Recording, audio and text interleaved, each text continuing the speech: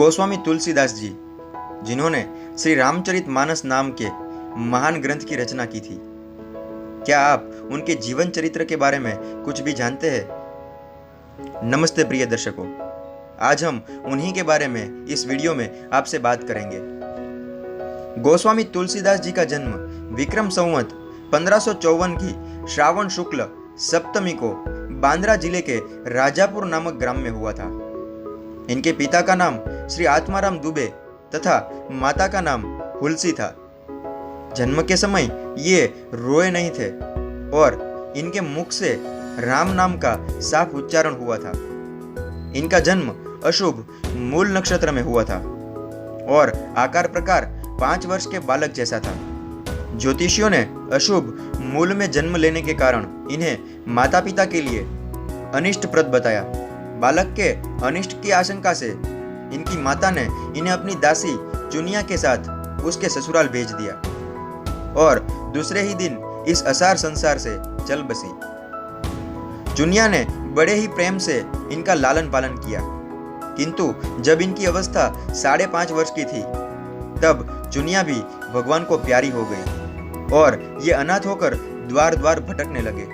भगवान शंकर की प्रेरणा से स्वामी नरहरियानंद जी इन्हें अयोध्या ले गए और यज्ञोपवीत संस्कार करके इनका नाम राम बोला रखा। इनकी बुद्धि अत्यंत प्रखर थी। ये अपने गुरु से जो भी सुनते तत्काल कंठस्थ कर लेते थे। अयोध्या से अपने गुरु के साथ ये सोरो आए, जहां गुरुमुख से इन्हें पवित्र राम कथा श्रवण करने का अवसर मिला।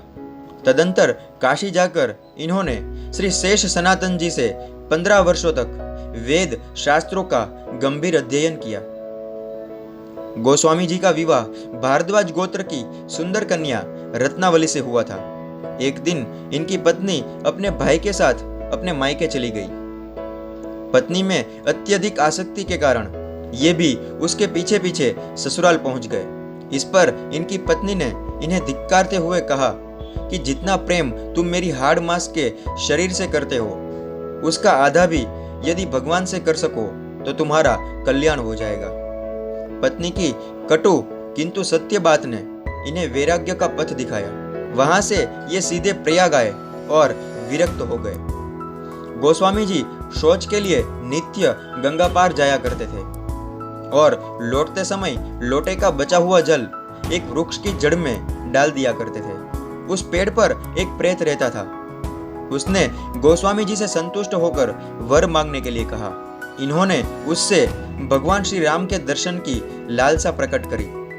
प्रेत ने इन्हें श्री हनुमान जी की कृपा का अवलंबन लेने की सलाह दी।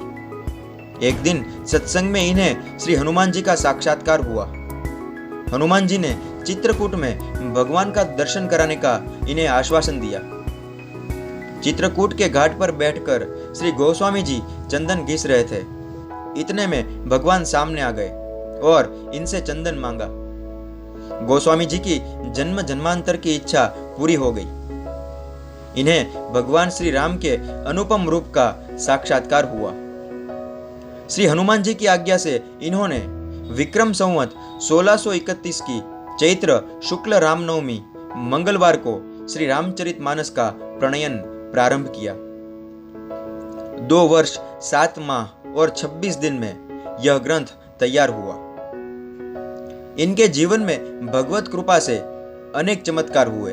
श्री गोस्वामी जी ने श्री रामचरितमानस के अतिरिक्त विनय पत्रिका, दोहावली, कवितावली, गीतावली आदि अनेक भक्तिपरक ग्रंथों का प्रणयन किया और विक्रम संवत 1680 की श्रावण कृष्ण तृतीया शनिवार को राम राम कहते हुए अपने नश्वर देह का त्याग किया। तो दर्शकों, ये थी गोस्वामी तुलसीदास जी के जीवन चरित्र की कथा। आशा करते हैं कि ये वीडियो आपको जरूर पसंद आया होगा। वीडियो को लाइक और कमेंट जरूर करें और इन्हें अपने मित्र और परिवार के साथ शेयर भी करें। ऐसी ही जानकारी वाले और वीडियो के लिए हमारे चैनल को सब्सक्राइब करना ना भूलें। अगले वीडियो में फिर मुलाकात होगी। नमस्ते।